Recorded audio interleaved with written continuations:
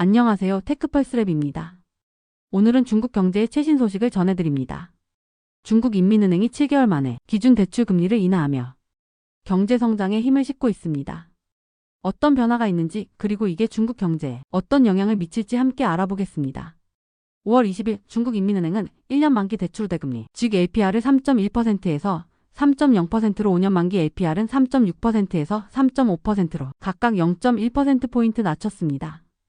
이는 지난해 10월 이후 첫 금리 인하로 중국이 경제 활성화를 위해 적극적으로 나서고 있다는 신호입니다.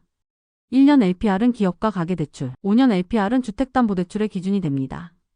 금리가 낮아지면 대출 비용이 줄어들어 기업은 투자를, 소비자는 주택 구매를 더 쉽게 할 수 있죠.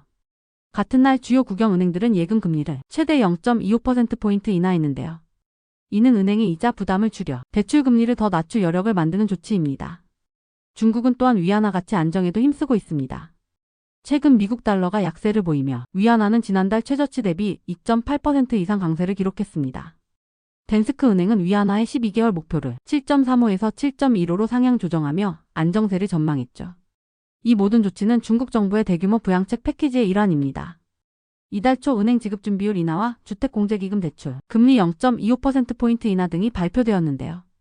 이런 정책들은 경제에 돈을 더 풀어 성장률 5% 목표를 달성하려는 노력입니다. 하지만 도전 과제도 만만치 않습니다. 4월 소비자 물가는 3개월 연속 하락하고 도매 물가는 6개월 만에 가장 큰 폭으로 떨어지며 디플레이션 우려가 커지고 있습니다. 게다가 부동산 시장 침체와 미국의 높은 관세율은 여전히 경제에 부담을 주고 있죠. 좋은 소식은 2025년 5월 10일에 미국과 중국이 스위스에서 만나 90일간 대부분의 관세를 철회하기로 합의하며 무역 긴장이 완화되었다는 점입니다. 이에 따라 노무라는 중국의 2분기 GDP 성장률 전망을 3.7%에서 4.8%로, 연간 성장률은 3.5%에서 3.7%로 상향 조정했습니다. 하지만 전문가들은 금리 인하만으로는 경제를 크게 살리기 어렵다고 보고 있습니다. 특히 디플레이션과 관세 문제를 해결하려면 정부 지출 같은 재정 정책이 더 중요하다는 의견이 나오고 있죠. 모건 스탠리는 무역 긴장 완화로 제한적이고 느리게 진행될 가능성을 언급했습니다.